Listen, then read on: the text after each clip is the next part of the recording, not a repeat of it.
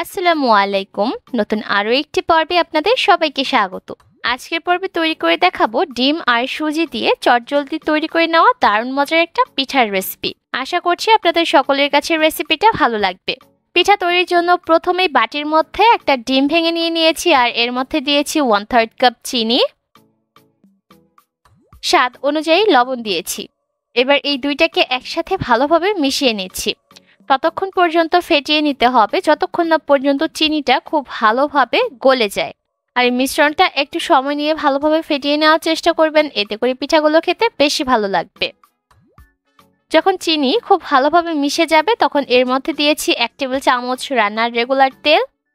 তেল দেওয়া হয়ে গেলে খুব ভালোভাবে নেড়েচেড়ে মিক্স করে নিচ্ছি।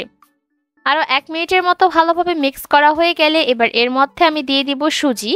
আমি এখানে 1 কাপ সুজি নিয়েছি আর সুজিটাকে একেবারে দিব না, অল্প অল্প করে দিব আর মিশিয়ে নিব।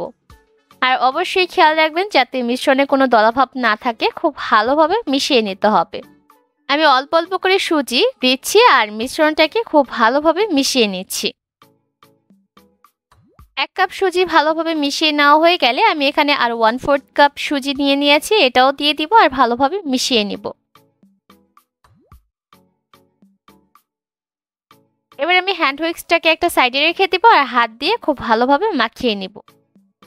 আর কিছুক্ষণ মাখিয়ে নেওয়ার পরই দেখবেন এই মিশ্রণটা অনেকটা আঠালো পর্যায়ে চলে যাবে।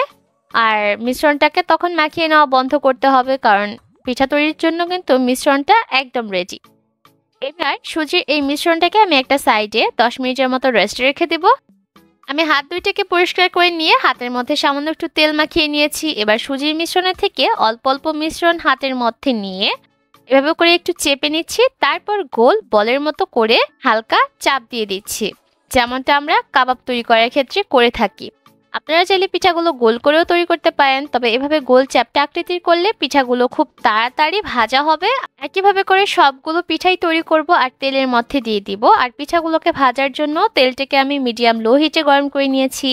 আপনারা নিশ্চয়ই দেখতে পাচ্ছেন এই পর্যায়ে কিন্তু তেলটা খুব বেশি গরম না। এই পর্যায়ে যদি তেলটা অনেক বেশি গরম থাকে তাহলে পিঠাগুলো তেলে দেওয়ার সাথে সাথেই পুড়ে যেতে পারে। তাই প্রথম পর্যায়ে চুলার আঁচটা থাকবে মিডিয়াম লো হিটে। তারপর যখন পিঠাগুলো তেলে ছাড়া হয়ে যাবে তখন চুলার আঁচটাকে মিডিয়ামে করে দিয়ে এই পিঠাগুলোকে ভাজতে হবে ততক্ষণ যতক্ষণ না পর্যন্ত এর মধ্যে সুন্দর রং আসে। তবে পিঠাগুলো দিয়ে সাথে সাথেই উল্টাতে যাবেন না, তাহলে কিন্তু পিঠাগুলো ভেঙে যেতে পারে। তাই যখন দেখবেন এর নিচের অংশটা হালকা রং ধরেছে তখনই পিঠাগুলোকে উল্টে দিতে হবে। আমি একটা চামচের সাহায্যে খুব সাবধানে পিঠাগুলোকে উল্টে দিচ্ছি। আর এই পর্যায়ে আমি চুলার আঁচ মিডিয়াম হিটে রেখেছি। একটু সময় নিয়ে ভাজবেন, এতে করে পিঠাগুলো অনেক বেশি ক্রিস্পি হবে আর খেতেও ভালো লাগবে। এর মধ্যে কিন্তু পিঠাগুলোর মধ্যে সুন্দর রং ধরেছে আর পিঠাগুলোও ভাজা হয়ে গেছে। এবার এই পিঠাগুলোকে চুলা থেকে নামিয়ে সার্ভ করে নিচ্ছি। চটজলদি এই পিঠাগুলো তৈরি করে আপনারা বাচ্চাদের টিফিনে দিতে পারেন, আবার চাইলে টি টাইম স্ন্যাক্স হিসেবে সার্ভ করতে পারেন। কেমন লাগলো আমার আজকের এই সিম্পল পিঠার রেসিপি অবশ্যই কমেন্ট করে জানাবেন। আজকের মতো এখানে বিদায় নিব। সবাই অনেক ভালো থাকবেন। আল্লাহ হাফিজ।